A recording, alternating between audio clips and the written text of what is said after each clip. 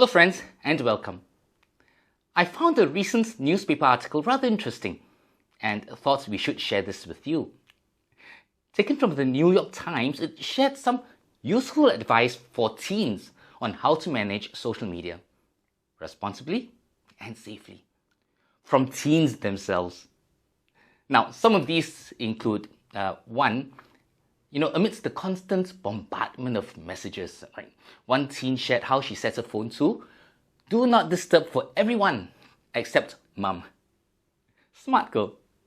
That way she did not have to keep being distracted by the continuous and almost endless messages that come into our devices every day.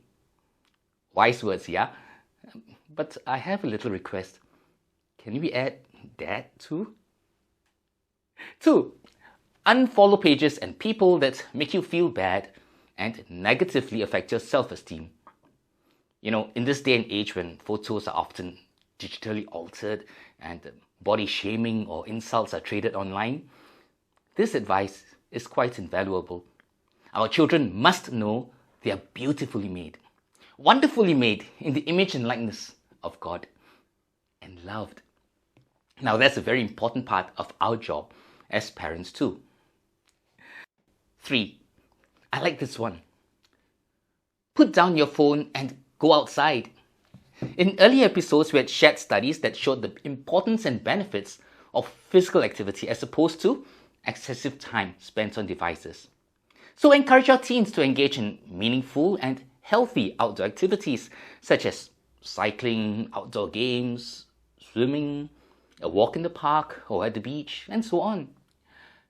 We were made for communion with God through connecting with Him in nature, through forming loving relationships with people, and ultimately for heaven in the eternal communion of love.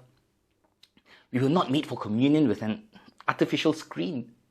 In a sense, it is a false idol, a false idol that can never satisfy the deepest longings of our heart.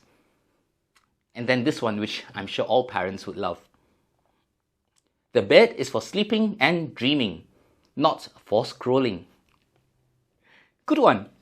So encourage the practice of putting the phone aside, silenced, and out of reach. Near bedtime, and may I add, during meal times and other family times as well. Finally, guess what? The teens had some useful advice for parents too. There were a few, but I thought we will share just one. Very important one, we thought. The teens shared that we have to watch our own social media use too.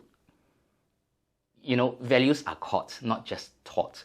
So it will be that much more difficult for us to encourage healthy screen use among our teens if we ourselves are constantly scrolling through Facebook, TikTok, Instagram, and so on. Now, we have shared links to the referenced newspaper article in our show notes, as well as some other episodes where we discussed how we can help our children manage social media responsibly and safely. Enjoy! So God bless you and the family always. Goodbye.